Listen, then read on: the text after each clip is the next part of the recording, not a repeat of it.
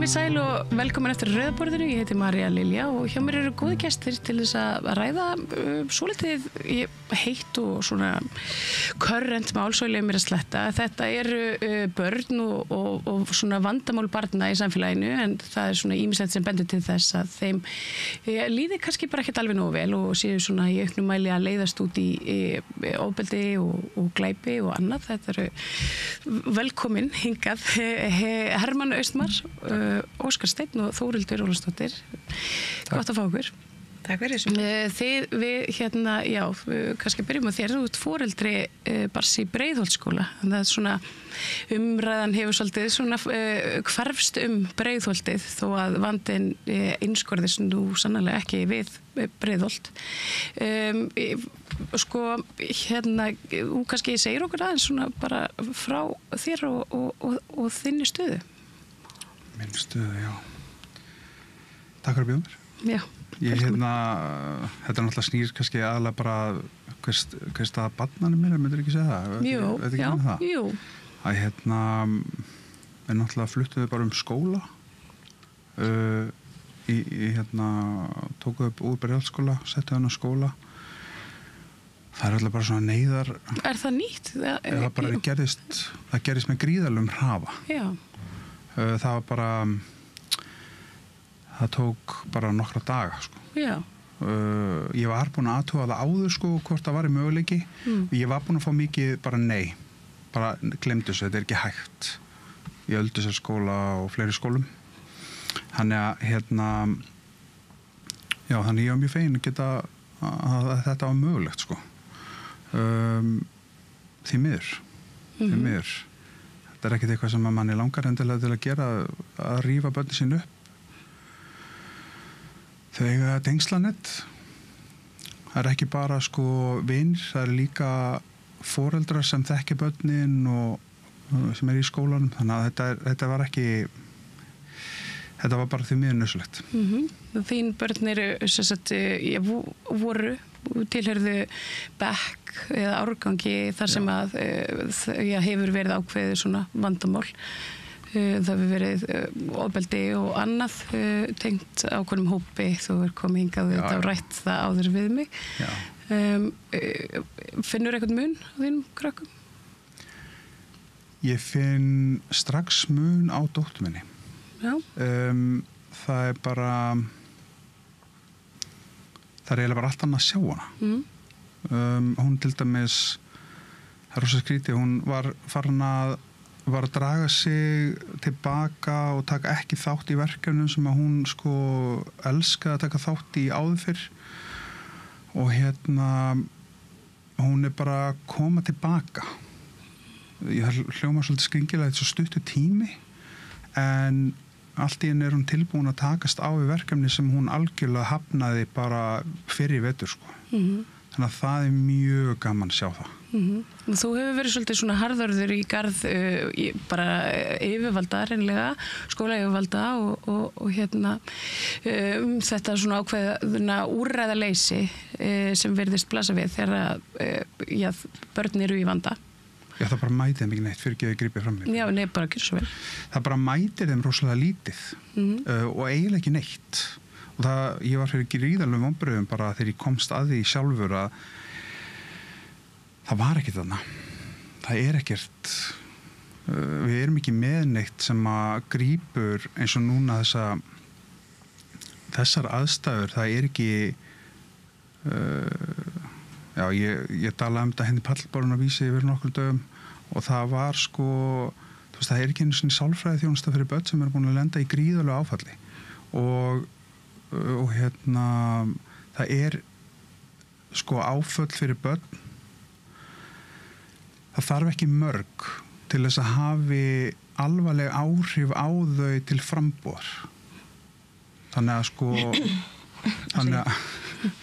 held að allar var ekki að það eftir því sem þau eru fleiri því alvarlegri geta afleiðingar fyrir þessi börn verið þegar þau voru orðin fullorðin þegar þau voru fullorðin. Já, og þú ert að tala þá sérstætt börnin sem að verða fyrir þá einelti og ofbeldi hálfu annara eða þau sem að beita ofbeldinu. Já. Ég held að það er við líka sko. Það hefur verið svolítið svona leiðarstef í ákveðnum fjölmiðlum. Hvernig rættir þessi mál og einhvern veginn að manni finnst því grautað saman einhverju sem kallað útlendingavandamál og svo þessu vandamáli sem náttúrulega bara samfélagslegt. Þetta eru bara börn með hegðunarvanda. Þú tjáði þig aðeins þetta, Óskar Steinn, og ég meina þú hefur mikla reynslu á því að vinna með krökkum úr svona æskulýðsstarfi. Hamarinn sem var og hét, hérna, þar komu mikið af ungmennum sem sagt frá bara alls konar uppruna.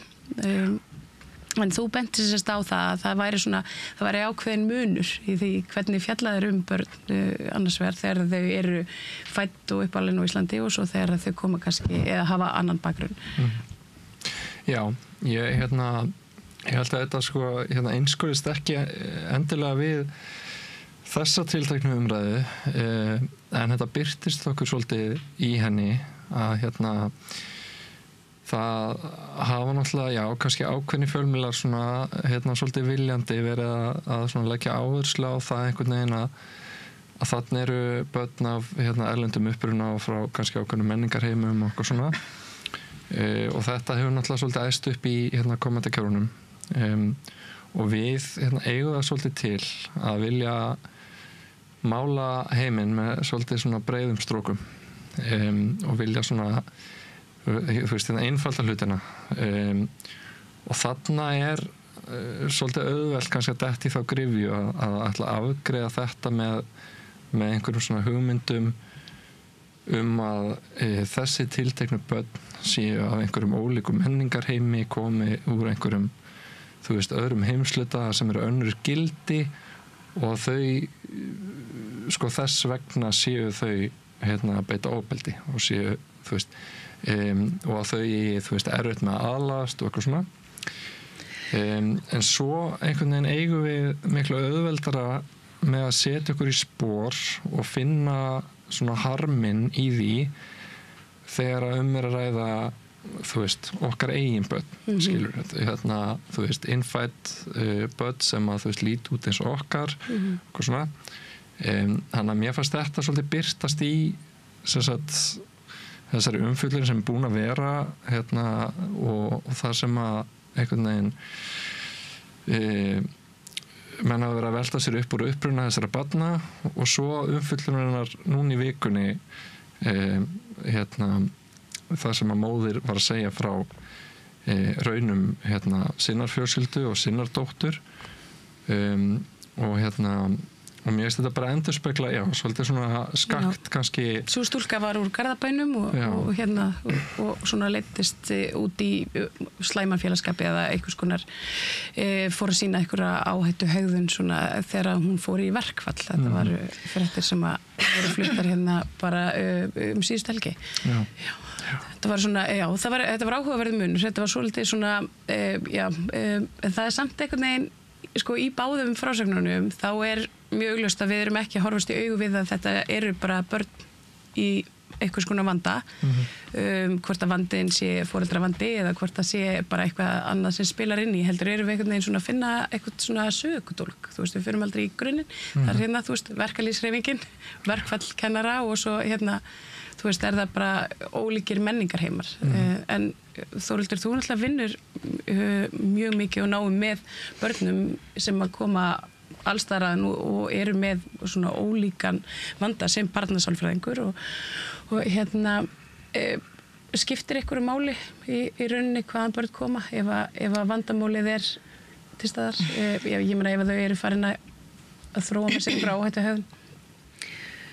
Varandi þá þjónustu sem börn fá þá myndi ég segja að eftir minni bestu vitund og ég get náttúrulega aðeins tala bara út frá mínu starfi þar sem ég starfa en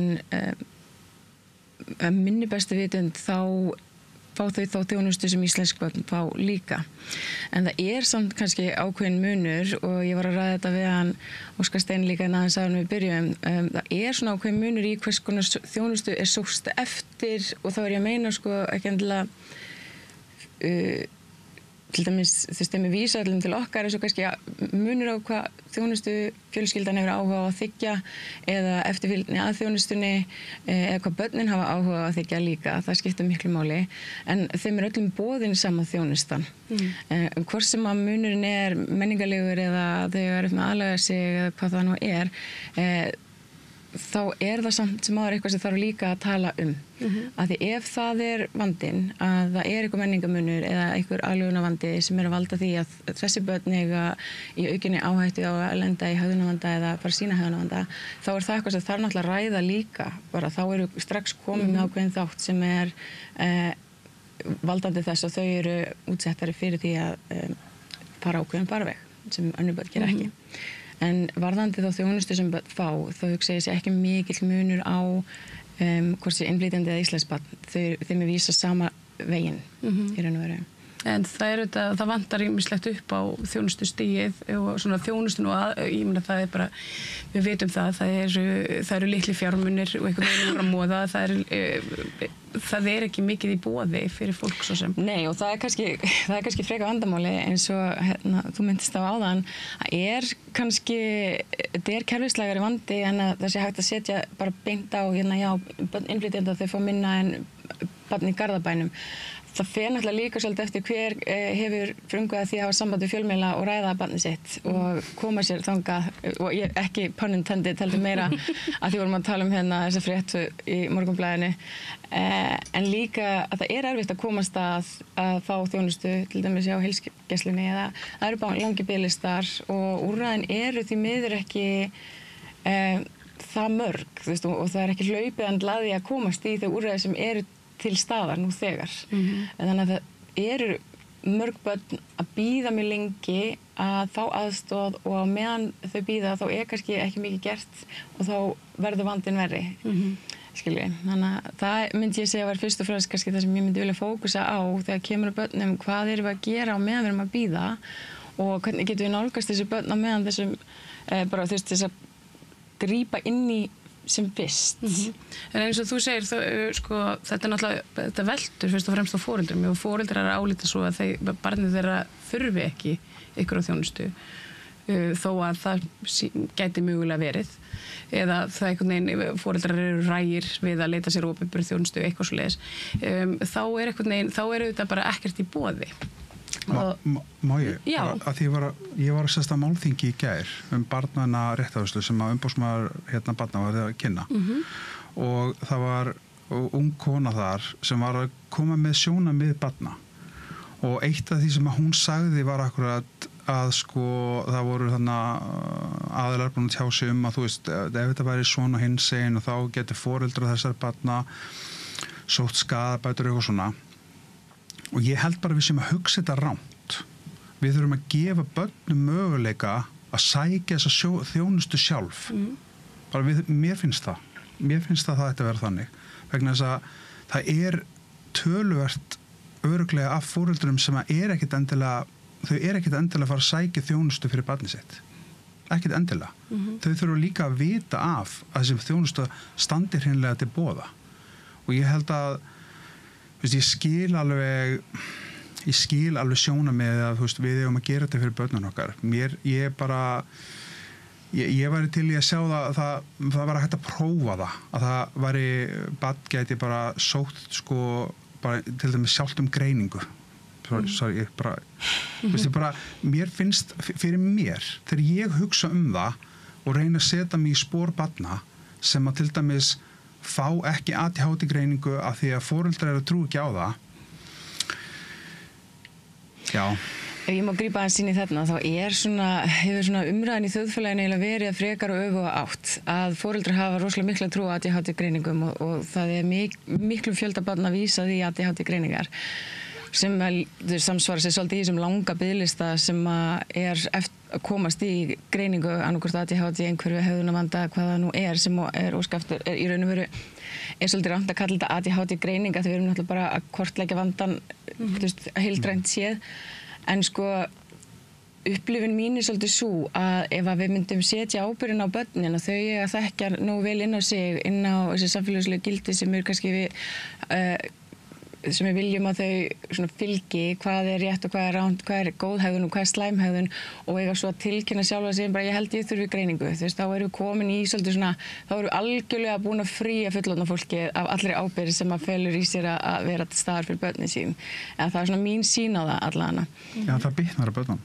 Það bitnar náttúrulega á börnunum ef að þú veist, ég sæi nú ekki fyrir mér að 8 ára barn myndi, þú veist, fara að hafa samband og vilja fá greiningu, skilur en ég skil hvað við að það standi þeim til boða að geta sóst eftir Björginni þar sem hún þörf. Ég skil. Það væri þá kannski bara eitthvað fulltrúin í skólunum eða eitthvað svona sem þau gætu kannski bara eitthvað neginn leita til. En þau gera það náttúrulega mörg sjálf. Þessi eldri börn, þau eru yfirleitt þau sem eru svona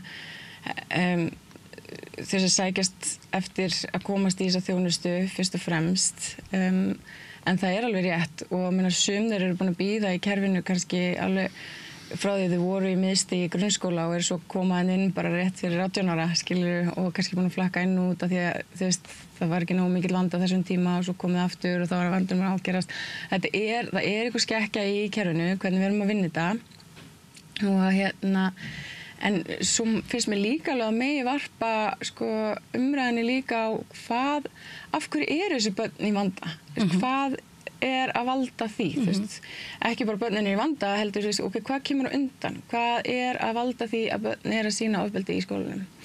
Hvað að valda því að það aukinn vopnaburður hjá börnum? Hvað að valda því að nýlegar niðurstöður verða til að börn eru að mæta með vopn eitthvað af því þau vilja verja sjálfa sig. Við hvað eru þau hrædd?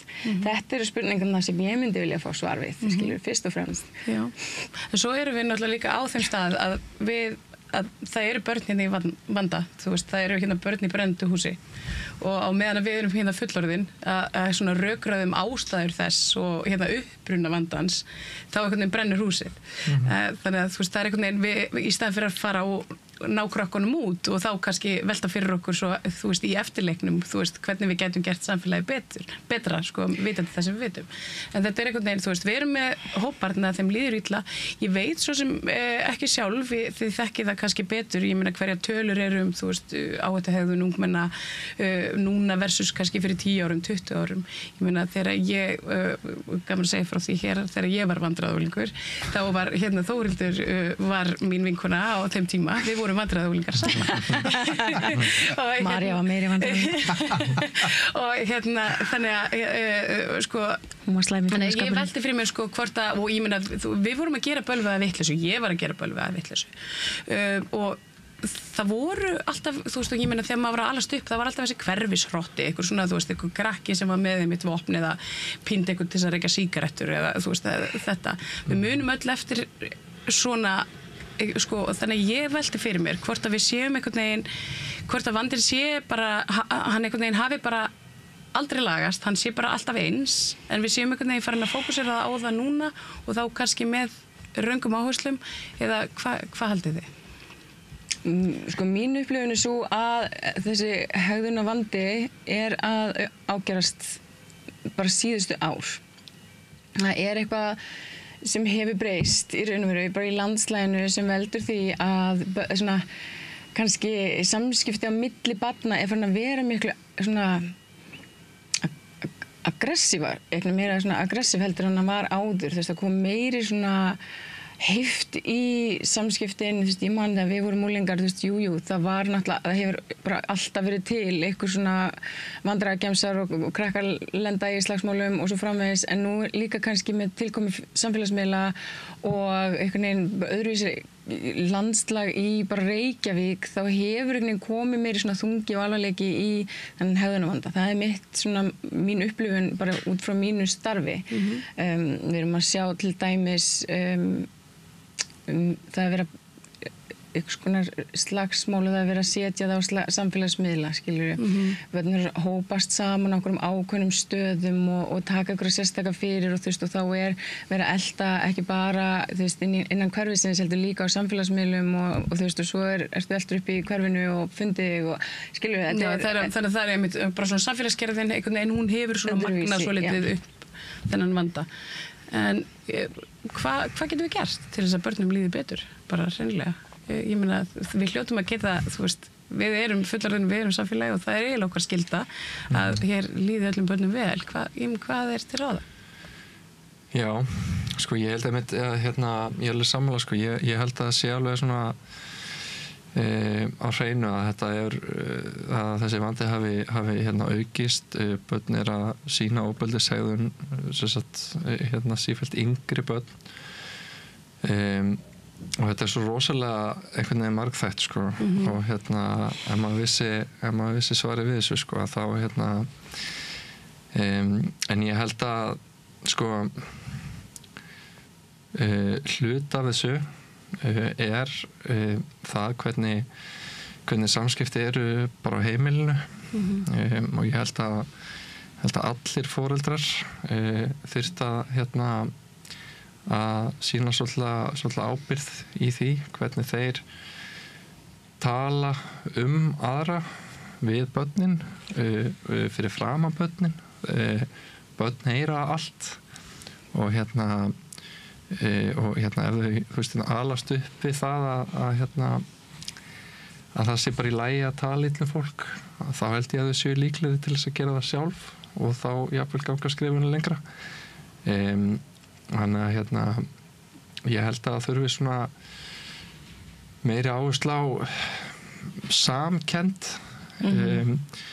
og þú veist, og maður einhvern veginn sér, sko, þessi myndbönd sem verið að dreifa, og börn, sko, horfa á þetta og virðast ekki einhvern veginn upplifa neina tilfinningar, sko, eða þú veist, það einhvern veginn, það svolítið svona óveikjandi, finnst mér, að þú veist, erum við að ala upp bara kynslóð sem bara einhvern veginn aftengd við bara einhvern veginn samfélagið og hvort annað, og einhvern veginn hefur ekki sans fyrir þessari svona samkennd. Þetta náttúrulega ekki algilt, en þarna gætu líka samfélagsmiðlar að spila inn í að þú veist, veröldin þeirra einhvern veginn í skjánum, og þá kannski rofnar eitthvað samband. En já, þetta flókið. Þetta mjög flókið.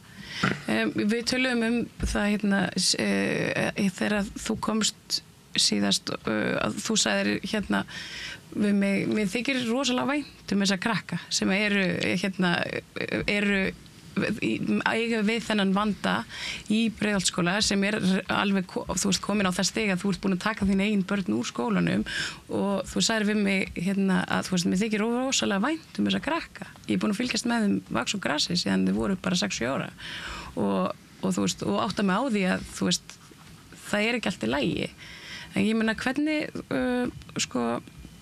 ég bara svona hvernig finnst þér umræðan einhvern veginn, þú veist, út frá ég meina, frá því að þú stígur fram í fyrsta sinn, og svona, hvernig finnst þér hún hafa þróast? Finnst þér hún hafa farið í rétta átt, eða eru við einhvern veginn að einblína á einhverju aukaatriði þegar, eins og ég segi, þegar húsið að brenna? Vá, herðu, ég held, sko, ég var kannski ekkert sérstaklega sáttur með þetta útlendingahliðarspor. Nei. Mér fannst það vera í raun og veru óþarfi. Mér fannst þú einmitt vera mjög skýr með það hér í viðtali við mig, að þú veist að það væri ekki það sem að þú værir einhvern veginn svona að setja fram. Þetta hefði eitthvað með það að gera. Nei, það eru sko 65% eða eitthvað í þessum árgangi Breiðholtsskóla sem eru erlend, eða sko erlenda foreldra. Og og ég held, sko, ég var alveg sáttur við hvernig þetta fór að mestu leyti, sko. Ég held að þetta snýst náttúrulega hversu það lítur út fyrir að þetta hafi bara verið vísvitandi rifið niður þessi kerfi fyrir börn. Og það rosa erfitt að, sko, átta sig á því hvers vegna það var farin sú leið. Og hvaða kerfi þá, ef ég má spyrja? Bara svona eins og úrræði fyrir börn, sko. Ég meina, eftir því sem ég las, þá var búið að loka einhverjum 59 úrræðum Hamarinn náttúrulega verandi eitt svona ungmenna úrræði sem var lokað. Já, bara síðasta ári. Og það, já, fyrir ekki alltaf ekki trufla, en það var sett ungmennahús sem hafi verið starfrætt í mörg ár í Hafnarfirði. Og við höfum náð alveg sérstökum árangri í því að ná til ungmenna af erlendum uppruna og það við vorum bara öfundið af því af ungmennahúsum öðrum hér á landi og líka í Evrópu þar sem við höfum farið oft í samskiptum við önnur ungmennahús. Það sem vandinn einmitt að að þau ekki að ná þeim ungmennum inn og þá eru þau að lenda einmitt í áhættu á að verða svona utanveltu. En við höfum náð góðum árangri að ná til þeirra, svo góðum að meirihlutanum í bæjarstjórn Hafnarfjarðar fannst við bara allt og mikið verið að þjónusta ungmenni af erlendum uppruna og ekki nógu mikið að þjónusta íslensku ungmenni og þó að þetta hafi ekki verið sagt opinberlega sem ástæðan þá hefur þetta svona verið, maður hefur heyrt þetta, út undan sér. Og bæjarstjóri Hafnarfjarðar þáverandi sagði reyndar á bæjarstjórnarfundi þegar að vera að ræða þessa lokun að það væri nú kannski frekar ríkisins að þjónusta þessi útlensku ungmenni og við ættum að fókusera á okkar, eitthvað svoleiðis. Þannig að það að loka ungmennahúsi bara í fyrra í þessu umhverfi sem við erum að tala um hér það er náttúrulega galið. Akkurat. Já, ég er ekki alveg inn í þessum málum en ef þetta er rétt þá finnst mér það að vera gjörsamlega galið af því að við erum nú þegar búin að segja já, komið hér inn í landið, verið íslenskir ríkisborgarar, við tökum á móti ykkur, þá ætti náttúrulega ekki þessi greinamunur að vera á milli hvað litur er á húðinni, hvað þjónusta þér stendur til boða og þá vissulega ef það er, mér finnst það algjörlega galið ef það er eitthvað úrræði í gangi sem er að þrífast vel og er að reynast vel og það er góð ásókn að því sé lokað án einhverju svona gildrar ástæðu önnur en svo að það sé ekki að þjónusta réttan markhóp, það finnst mér alveg gjörsamlega fáránlegt. Það er nefnilega máli, þetta fer alltaf út í einhverju svona pólitík og ég held að það sé kannski svona mörguleiti vandinn sem við stöndum framfyrir, þetta er við einhvern veginn okkur er búið að takast að gera bara vanlíðan barna af einhverju pólitísku bitbeini sem er náttúrulega bara inngildingu barnaverlundum uppruna og eitthvað svona, ég meina okkur á í rauninni við eigum öll að vera sammála það bara hreinlega að það sé mikilvægt að börnum líði vel í samfélaginu. Það er bara svona, ætti að vera bara okkar grunnstef. Ég held að við séum öll sammála það og ég held að langi öllum að börnunum okkar líði vel og það er kannski ástæðan fyrir því að þetta er búið að vera svo mikið umræðinu undanfarið.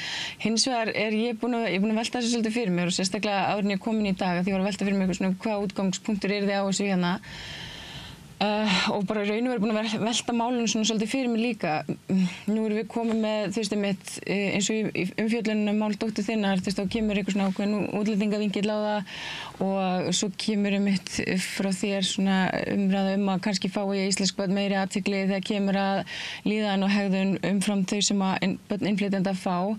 En erum við kannski að fókusa á, eins og þú segir, húsið það logar í húsinu, börnin eru að inni og við erum meira bara svona, nei, það er kveikt í þessum gluggan, ekki þessum. Við þurfum að nota þessa slöngan, ekki þessa. Málið er það að við þurfum að vinna út hvernig slökkum við þetta hús, þennan eld og björgum þessum börnum. En fyrst þurfum við að vita hvar eru börnin, hvar eru þessi krakkar og hvað er að valda því að það er vandi til staðar. Við þurfum að ráðast á rót vandans. Og í staðin fyrir að horfa á bara nei, þessi sagði þetta og þessi sagði hitt og ég tek það fram að það er ekki alls ekki mynd eitthvað í áttina ykkur heldur meira bara svona hvernig umræðin í samfélaginu er í heildina. Já, af því að þetta er svo mikið tal einhvern veginn og svo einhvern veginn verður gerist rosalega mikið tal. En ég held að talið endurspegli einmitt bara vilja fólksins í landinu, almennings sem að er og ber hag barna fyrir brjósti og bara samfélagsins alls kannski en svo versus þá bara stjórnvöld eða kerfi. Ég hugsa að þetta sé bara svona kerfislægur vandi sem er búin að vera ágerast í nokkur ár. Þetta er ekki eitthvað eitt sem er að valda því að börnum líður verr. Við erum að tala um að Reykjavík er að stækka. Svona umhverfi í Reykjavík er að breytast aðeins. foreldrar eru uppteknar en þeir voru áður. Það er meira álag á fjölskyldanum og það er kannski þar alveg líka meiri þreyta, minni eftirfylgni með börnum. Það eru samfélagsmiðlar, það er heill heimur sem að hafa önnur áhrif á börnin okkar umfram það sem við sem foreldrar höfum líka. Við erum að berjast við svo ofboðslega marga umhverfisþætti sem hafa áhrif á hegðun og líðan barnanna okkar umfram það sem bara maður getur pinpointað á eitthvað eitt. Og það er kannski það sem mér finnst svona akkillesarhællinn í þessari umræðu að vera. Við erum að reyna að finna einhvern einn vanda eða einhvern einn ákveðin ásakavald af einhverjum vanda þegar þetta er bara lýðheilsu vandi. Þetta er bara kerfislega vandi sem þarf að taka bara frá upphafi til enda. Og þú veist, í þessum umræðum það var oft verið meira svona fókus á þess að það var að bíða eftir greiningum eða að það veri skólinn, hvað er skólinn að gera. Mér hefur fundist það er svo erfitt að svoleiðis umræður eru að því að þetta er svo einhliða því þarna getur skólinn í raun og veru ekkert koma á móti og sagt bara hei, ástæðan fyrir að við erum ekki að gera meira því að okkar hendur eru bundnar líka. Þú veist, það er til dæmis skólaskylda í íslensku samfélagi. Þú veist, það má ekki vísa nemendum úr skóla. Þú veist, þannig að þegar það kemur upp svona staða eins og í Breiðholtsskóla ekki hægt að vísa þeim úr skólanum Ég nema að sé einhver annar sem taki við. Eitthvað annar sem taki við, skilju. Og þarna kemur inn í að það þarf að vera ákveðið samstarf við foreldra þeirra barna sem eru kannski að sýna þennan hegðunarvanda, skilju. Og mér finnst sá vinkill svolítið, nú er ég krossvest, en mér sá vinkill samt alveg, það er svolítið svona heit kartafla sem enginn í raun og veru þorir að tala Hvar er ábyrgð líka fjölskyldunar og hvar er ábyrgð skólans? Hvað í raun og veru ætlum við að fá þegar við erum búin að fá greininguna? Eins og þú sagðir áðan, það er ekkert þarna við endan. Það er búið að leggja svo mikla áherslu á og ég upplifi þetta mikið í bara mínu starfi. Það er allir að bíða eftir þessa greiningu. En hvað svo? Greining er bara nafn á einhverju röskun sem þú ert að sem þú varst með fyrir greininguna. Já, og vandinn er búin að vera til staðar allan tíman. Af hverju er ekki fókus á að koma með þessi inngrip löngu fyrr inn í mál barnanna og það er náttúrulega það sem er búið að vera að reyna að koma til móts við með til dæmis farsæld barna þar sem að barni á að vera útlitaður málstjóri bara mjög snemma í ferlinu sem á að vera eins og milliliður foreldra og barns inn í kerfið og geta svona handleitt í gegnum þau úrræði sem barninu stendur til boða en svo er það önnur spurning, hvað úrræði er í boði, hvað er raun og veru hægt að gera, þú veist, við erum innan hegðunarvanda eða hvort sem það er ástæðan sé að ADHD einhverfa bara hegðunarvandi yfir höfuð, þá er rosalega tökumörku svona að það er engin töfralausn, það er kannski máli. Það er sérstaklega ekki eins og þú segir ef að vandinn liggur heima fyrir, þú veist, ef að það er vandræðagangur ykkur á heimilinu, það getur verið af alls konar togi, það getur verið bara fátækt, foreldrarnir eru lítið til staðar, mikið í vinnunni, þú veist, það getur verið fíknivandi, það getur verið, þú veist, ofbeldi á heimili, það getur verið bara hvað sem er. Á það, að ég vil líka taka fram, og nú höldum áfram, að við erum að tala greiningar í samblandi við ADHD eða einhverju hegðunarvandi er ekki partur af ADHD eða hegðunarvanda. Börn með ADHD er ekki samansmerki á milli þess að vera með hegðunarvanda. Það er raun og veru bara ofboðslega lítill partur af börnum með ADHD sem eru með hegðunarvanda eða með börn með einhverju sem eru með hegðunarvanda. Þannig að við erum líka að tala bara einhvern allt annan hlut. Og hvað ætlum við þá að greina? Ætlum við þá bara að setja eitthvað nafn á börnin sem eru með hegðunarvanda? Óþekktur ormur. Þú ert með ADHD og þá ert þú orðin vandamálið en ekki kannski þættirnir í kringum. Og við erum alltaf að gera börnin ábyrg. Þú ert vandinn, ég get fríað mig ábyrg, þetta er ekki mér að kenna, skilju, og því þú ert með ADHD eða þú ert með einhverfu eða þú ert útlendingur, skilju, þú ert vandamálið, ekki ég sem einhver utanaðkomandi þáttur sem geti haft áhrif á hegðun eða líðan barna með einhverjum hætti, þess meina, Guð forði. Það finnst mér líka að vera partur sem þarf að ræða aðeins meira líka. Þú sammála þessu? Which part? Þetta var náttúrulega bara þetta var svo margt sko.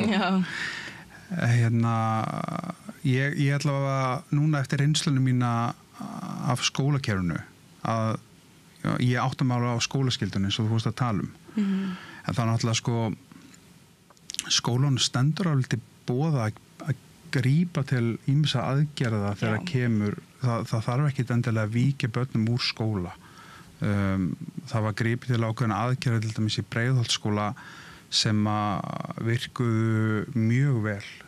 Vandamáli við það var bara að það hefði þurft að grípa í það fyrir svona 5 árum síðan. Það meira svona það var því miður eiginlega ekkert gert sko sem að hafði raunverulega áhrif á stöðunni fyrir ég labbaði út í skóla. Það náttúrulega bara gengur ekki. Nei. Við getum ekki haft á þannig að það þurfi eitthvað foreldri til utan að koma og labba inn til þess að það verði einhver breyting. Það bara gengur ekki. Ég vil ekki gera það sko. Nei. Ég vil alls ekki þurfa að skipta mig neitt að menntun dóttur minnar eða svona mín skilur í þessu, bara alls ekki. Það eru sérfræðingar til að gera þetta, ég vil sjá þetta og hann var að tala hérna áðan sko, ég alveg sammála, við þurfum sem foreldrar að hérna ég hef búið að ræða þetta áður sko, en við þurfum, já, ég er sammála, við þurfum að treysta skólanum og hérna við þurfum að í raun og veru bara foreldrar fara aðeins að bara standa okkur betur en til þess sko eins og bara í mínu tilfelli að því að það er eina sem ég þekki, bara sorry að þá þarf ég að geta treyst skólan það þarf að vera trausti staðar og það þarf að vera samtal, það þarf að vera samfélag við þurfum að skapa samfélag utan hópinn og utan börnin og það þarf að ná til miklu fleiri þátta það þarf til dæmis það þarf að ná inn í tómstundir, íþróttir það þarf að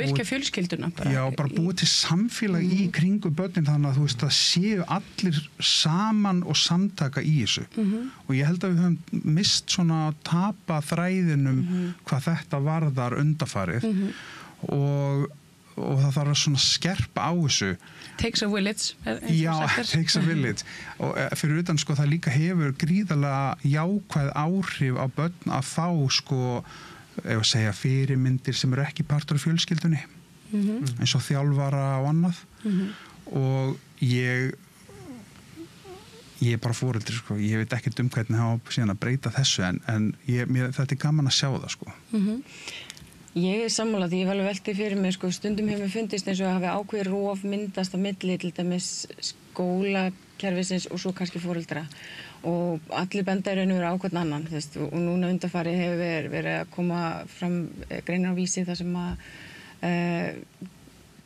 kennarar hafa vísað til þess bara foreldra þeir þurfa að fara aðeins að stíga hælana núna varðandi börnin og svo á móti eru foreldrar bara já en kennarar þú veist hvað með ykkur þú veist barninu mín líður illa í skólanum og ég skil þetta þú veist og ég líka bara þú veist ég vinn í þessu en ég er líka foreldri og ég skil báðar hliðar af því að ég hef verið báðum megin við borði þú veist á einum fætinum þá vilja við líka tökum bara smá ábyrgð á okkur menna ég held að mesti vandinn er sá og það sem ég upplifu svolítið í mínu starfi er þegar foreldrar hafa reynt að taka á málunum þú veist ef það barnið er lagt í einelti og það er að reyna að taka á málunum að ræða við hina foreldrarna og það kemur andstæða þar þú veist nei, bara barnið mitt gerir þetta ekki þú veist þetta er stundum viðmót sem getur verið óbúslega erfitt og það er kannski það sem við þurfum að horfa á stígu það er engin skömm fólkin í því að barnið þetta er að sýna einhvers konar hegðun sem er að valda öðrum erfiðleikum og það er fyrsta skrefið að taka smá ábyrgð að geta tekið ábyrgð á sínu eigin barni og það hefur ekkert með þig sem foreldri að segja þú veist og ef eitthvað þá bara byrja miklu meiri virðingu fyrir þér ef þú ert bara já, hörðu, bara við tökum á þessu saman, skilur við bara að því að barnið sem er að sýna erfiða hegðun, það er barnið sem líður líka ógeðslega illa, þú veist, það er enginn, bara barnið að fullarinn sem sýnir erfiða hegðun og líður ógeðslega vel það er enginn ógeðslega hamingjusamur og mætur og ákveður bara, ég ætla núna að leggja því einelti og segja ógeðslega ljóta hluti við